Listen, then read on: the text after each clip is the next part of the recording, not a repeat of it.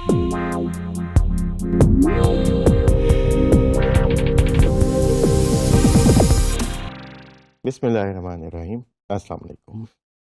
हमने पिछले मॉड्यूल्स में ऑब्जेक्ट ओरिएंटेड प्रोग्रामिंग के कॉन्सेप्ट को पढ़ा और कुछ उसका कोड भी देखा। इस मॉड्यूल के अंदर हम ऑब्जेक्ट ओरिएंटेड प्रोग्रामिंग को पाइथन के अंदर इम्प्लीमेंट करके देखेंगे।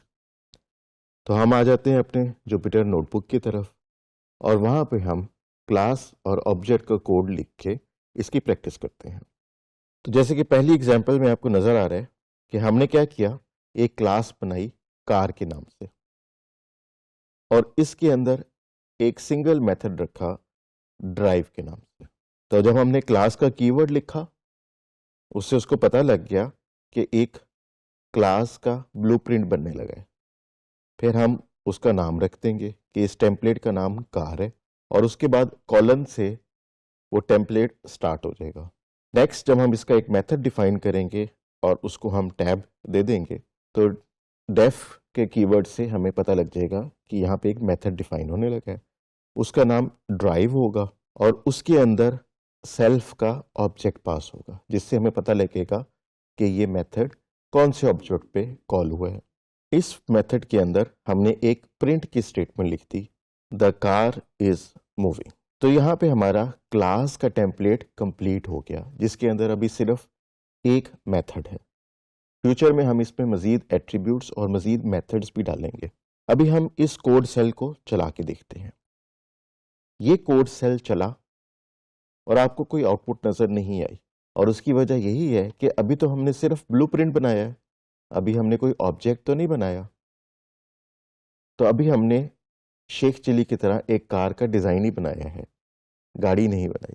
तो नेक्स्ट स्टेप पे हम क्या करते हैं कि इस क्लास का एक ऑब्जेक्ट भी बनाते हैं। उस ऑब्जेक्ट का नाम हमने रखा कार1।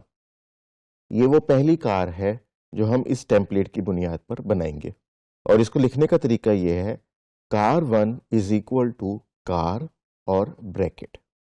जब हम इस तरह से लिखते हैं तो पाइथन को ये पता लग जाता है कि कार1 एक ऐसा ऑब्जेक्ट है जो कार टेम्पलेट की बेसिस पे बनेगा।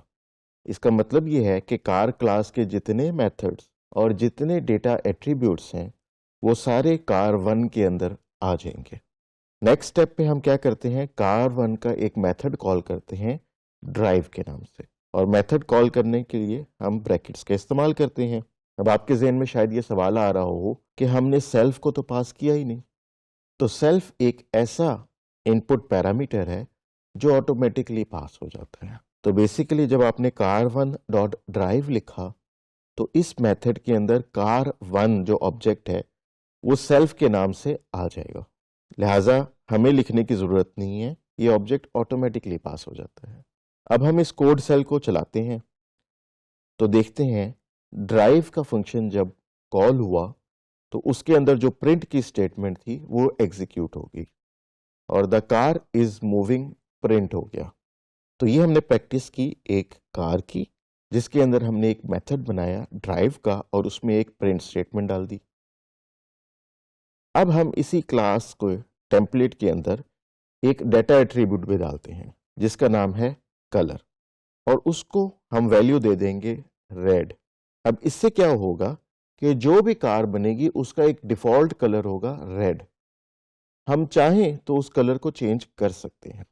दूसरा काम हमने किया कि ड्राइव के फंक्शन को थोड़ा मॉडिफाई कर दिया और ड्राइव के अंदर हमने ये कहा कि कलर का मेंशन कर दिया जाए। तो कार का जो एट्रीब्यूट होगा कलर वो इस फंक्शन के अंदर प्रिंट हो जाएगा। अगर कार रेड कलर की है तो लिखा आएगा रेड कार इज मूविंग, अगर कार ग्रीन कलर की है तो लिखा आएगा ग्रीन कार इज मूविंग। हम इस वाले टेम्पलेट को एग्जीक्यूट करते हैं तो अब पाइथन ने कार का ये वाला टेम्पलेट सीख लिया। अब जब हम ऑब्जेक्ट बनाएंगे कार क्लास का तो अब उसके अंदर एक एट्रीब्यूट मौजूद है और उस एट्रीब्यूट की वैल्यू प्रिंट हो गई। लिहाजा जैसे हमने सोचा था उसने ये लिखा रेड कार इज मूविंग। तो यहाँ पे हमने एक डेटा एट्रीब्यूट पाइथन की क्लास में डाल दिया और उसको अपने फंक्शन के अंदर प्रिंट भी कर दिया। अच्छा, अब हम एक और काम करते हैं, इसके कार की क्लास के अंदर एक और फंक्शन ऐड करते हैं जिसके अंदर हम उसके डेटा एट्रीब्यूट को चेंज करेंगे। यानी इसका जो वेरिएबल है कलर, जिसमें हम बाय डिफॉल्ट रेड रखवाते हैं, अब हम एक ऐसा मेथड देंगे जिससे कार का कलर भी चेंज किया जा सकता हो।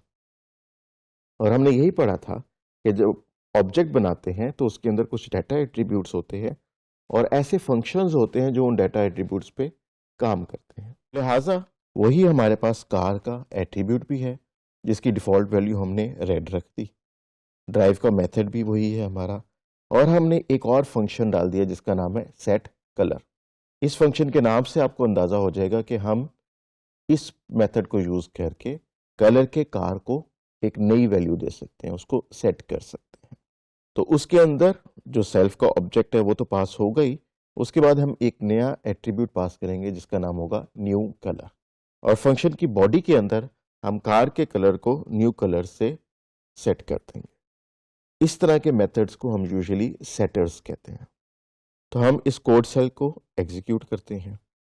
तो अब पाइथन ने कार का ये वाला टेम्पलेट सीख लिया, और जब हम इसका इंस्टेंशिएट करेंगे, एक ऑब्जेक्ट बनाएंगे car2 के नाम से, उसके बाद फिर हम उसका सेट कलर मेथड कॉल करेंगे और अंदर वैल्यू भेज देंगे ग्रीन।